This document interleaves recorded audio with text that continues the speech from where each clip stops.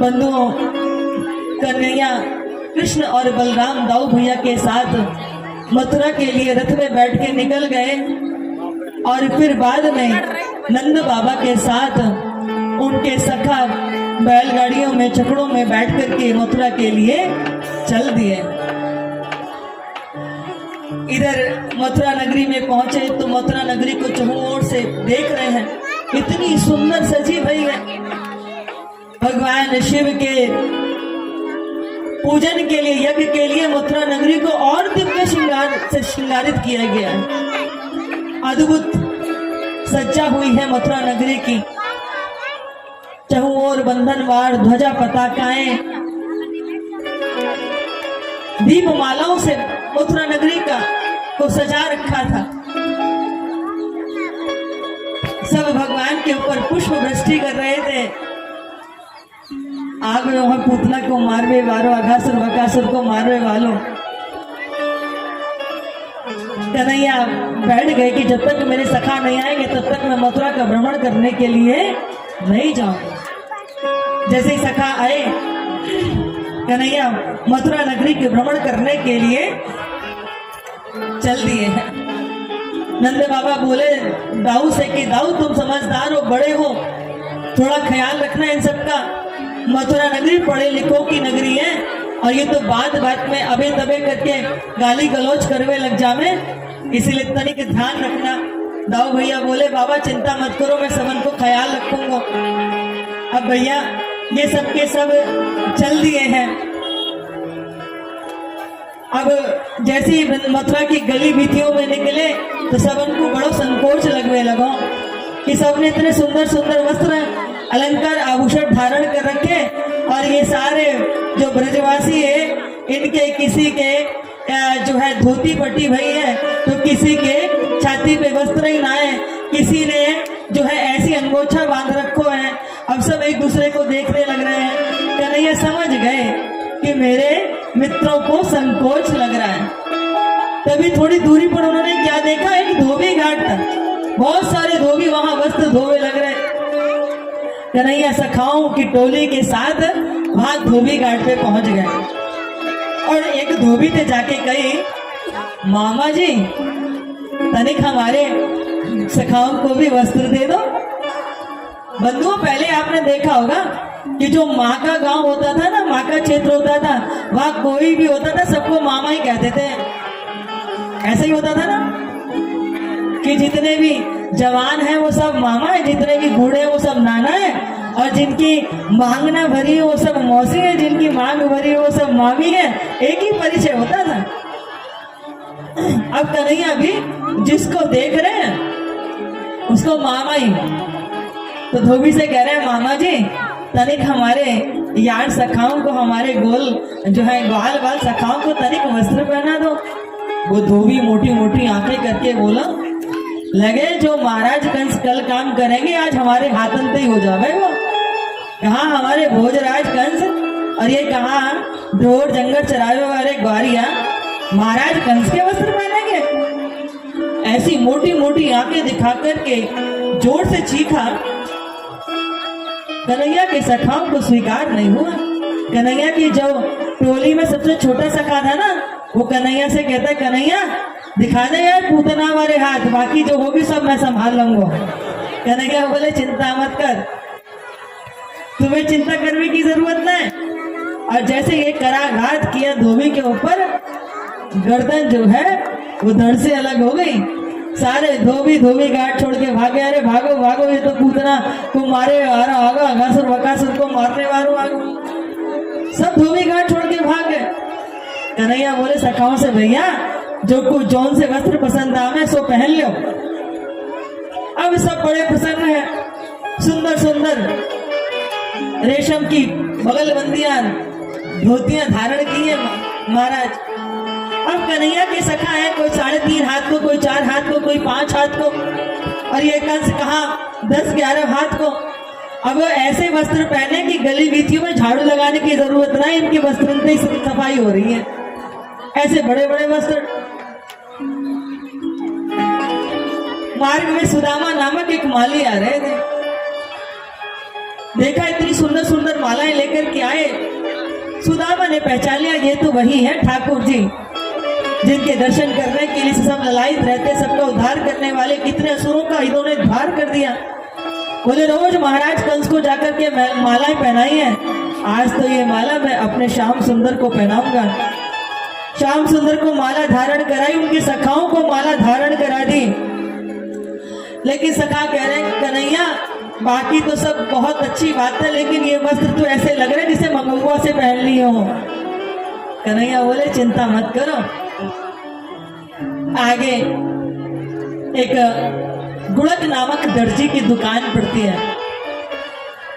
अब ये जो दर्जी है ना ये बड़ा स्वाभिमानी है बंधु। महाराज कंस के कपड़े गुड़क दर्जी ही सिलता था, पर ये कभी नाप लेने के लिए महाराज के पास नहीं जाता। कंस को नाप देने के लिए स्वयं इसके पास आना पड़ता था। इसकी कला की प्रशंसा कंस भी करता है। लेकिन आज गुणक ने जैसे ही देखा कि मेरे प्रभु आ गए, हाथ जोड़ करके अपनी दुकान से बाहर आके खड़े हो गए। बोले प्रभु आपने धन्य कर दिया, पावन कर दिया, कृतार्थ कर दिया। यदि तनिक आप मुझे आज्ञा करें, थोड़ा सा अवकाश दें, समय दें, तो मैं आपके मित्रों के वस्त्र उनके शरीर के अनुरूप सिल दूंगा। बंधुओं देखते ही देखते गुणक ने सबके वस्त्रों को उनके शरीर के अनुरूप सिल दिया है। कपड़ों का कतरन का ढेर हो गया। प्रभु ने आशीर्वाद दे दिया गुणक को। भाव समाधि में गुणक लीन हो गया। भगवान आशीर्वाद दे के आगे बढ़ गए और जब चेतना आई तो गुणक अपनी दुकान में भीतर आया तो देखा कि सारी दुकान का सामान सोने का हो गया, लेकिन उसकी सुई और कैंची लोहे की है। जैसे भगवान ने आशीर्वाद दिया हो, कहा कि गुणक तेरी कला जीवित रहे इसीलिए सुई और कैंची को लोहे का छोड़ा है, बाकी कृपा से सब स्वर्ण का भगवान ने कर दिया। अब तो सारे सखा गली भीतियों में ऐसे चल रहे हैं जैसे कहीं के राजकुमार आए गए होंगे।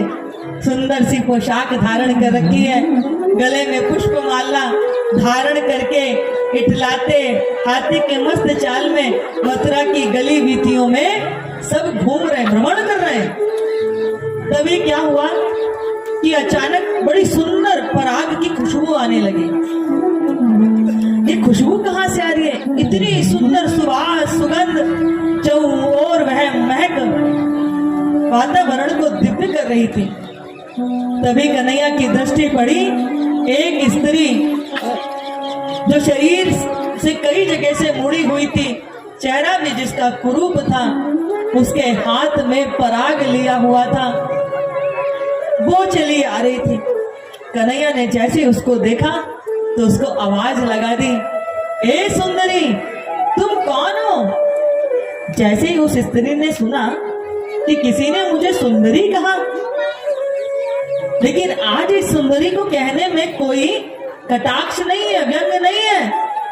ये सुंदरी कहना जैसे मुझे अंतर तक अंतर तृप्तित कर रहा हो। किसने मुझे सुंदरी कहा?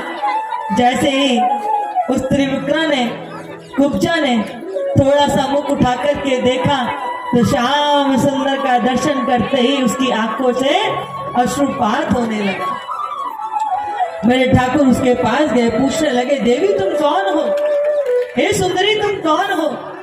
कुब्जा ने अपने दोनों हाथ जोड़ लिए हैं। दास्यास में हम कंस सम्मता त्रिवक्र नाम हनुलेप कर्मणि मद भावितम भोजपते रति प्रियम बिना युवाम कौन यस्त मस्त दरहति। हे श्याम सुंदर, मैं महाराज कंस की दासी हूँ। कई जगह से शरीर मुड़ा होने के कारण कोई मुझे त्रिविक्रा कहता है, कोई मुझे कुब्जा कहता है। दुनिया ने बहुत बार मुझे व्यंग में सुंदरी कहा। कोई व्यक्ति सुंदर ना हो और आप उसे सुंदर कहें, इसका मतलब है कि आप उसका उपहास उड़ा रहे हैं। बंधुओं, हमारे यहाँ शब्दों की इतनी मर्यादा होती थी कि अगर कोई व्यक्ति आंखें, जिसके पास दृष्टि नहीं होती थी, यानी कि आंखें नहीं होती थी, तो उसको अंधा नहीं कहते थे।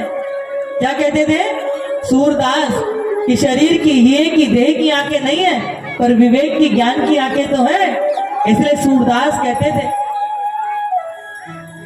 हमारे यहाँ किसी का उपहास नहीं उड़ाया जाता था, कभी किसी के शरीर को देख के उसका मजाक नहीं बनाया जाता।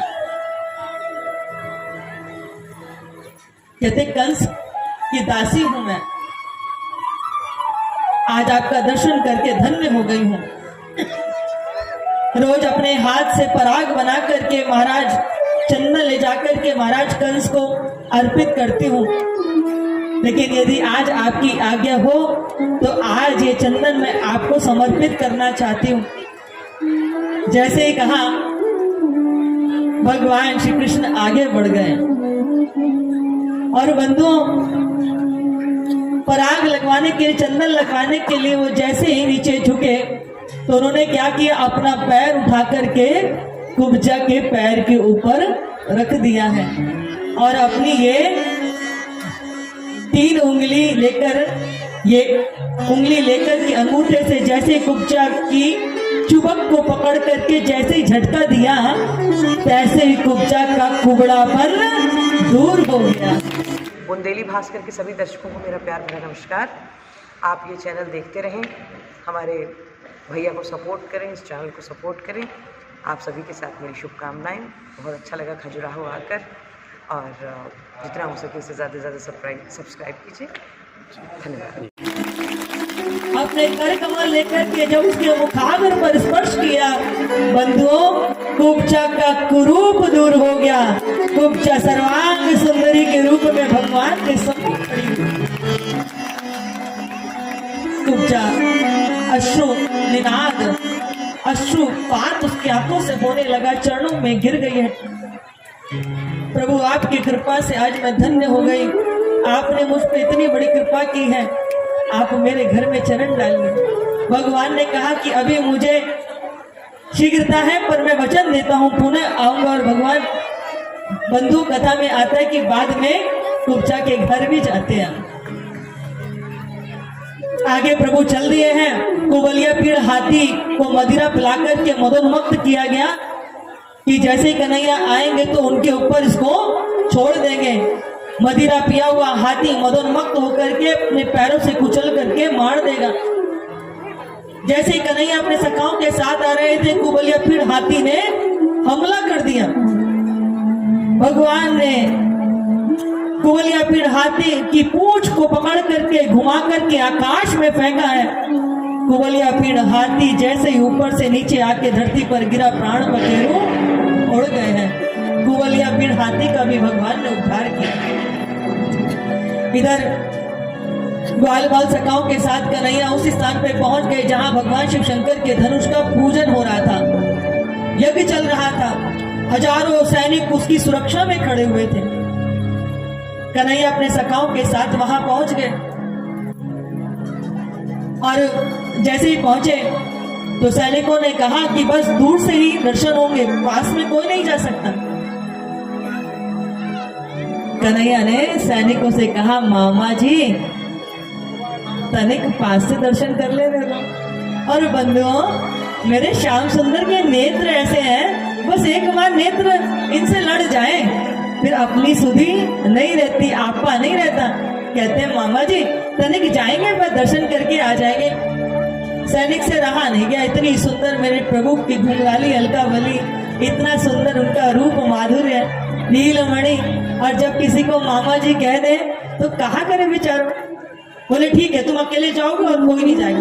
आहा मामा जी, हम अकेले जाएंगे और कोई नहीं जाएगा, खाली हाथ जाएंगे। देखो बस जल्दी आ जाना, कंस को पता चल गया ना तो वो मुझे मृत्यु दंड दे देगा। अरे मामा जी चिंता क्यों करते, बस जाएंगे आ जाएंगे, एक बार जाने तो दो बस हमको। और बंधु, श्याम सुंदर भगवान शंकर के धनुष के पास पहुंच गए और हाथ जोड़ लिए। कह रहे हैं भगवान शिव शंकर से कि महादेव, आज आपके धनुष को हमको तोड़ना है, तनिक हल्के हो जाइएगा, हमें क्षमा कीजिएगा, आज हमको आपके धनुष को तोड़ना होगा। और बंधुओं, श्याम सुंदर भगवान शिव के दिव्य धनुष की परिक्रमा कर रहे हैं। परिक्रमा करते करते जैसे करेण भावेन सलिल उद्यतम सज्जम चकृत्वा निमिषेण पश्यताम, जैसे कोई हाथी किसी ईंट में घुस जाए और सूंड में फंसा के क्षणार्ध में ईंट को तोड़ देता है, जैसे पलक नीचे से ऊपर उठती है, उससे भी कम समय में श्याम सुंदर ने परिक्रमा करते हुए कब धनुष को हाथ में लेकर के उसको मध्य से तोड़ दिया है, कोई समझ नहीं पाया। जैसे ही धनुष टूटा, धरती प्रकंपित हो गई, आकाश घनघोर गर्जना करने लगे, कंस का सिंहासन लगभग होकर के डोलने लगा, साक्षात काल दिखाई देने लगा। महादेव शंकर ने कहा था कि जो भी धनुष तोड़ देगा फिर वो तुझे नहीं छोड़ेगा। कंस भयभीत हो गया, यज्ञ पूर्ण होने से पहले ही धनुष भंग हो गया। सारे सैनिक पकड़ लो इसको। पकड़ने के लिए भागे कन्हैया, जैसे खेत में से गाजर मूली उखाड़ते ना, ऐसे कन्हैया ने सारी सेना को गाजर मूली की तरह उखाड़ते हुए दाएं बाएं आकाश में फेंकना प्रारंभ कर दिया। बुंदेली भास्कर के सभी दर्शकों को मेरा प्यार भरा नमस्कार। आप ये चैनल देखते रहें, हमारे भैया को सपोर्ट करें, इस चैनल को सपोर्ट करें। आप सभी के साथ मेरी शुभकामनाएं। बहुत अच्छा लगा खजुराहो आकर, और जितना हो सके इससे ज़्यादा से ज़्यादा सब्सक्राइब कीजिए। धन्यवाद।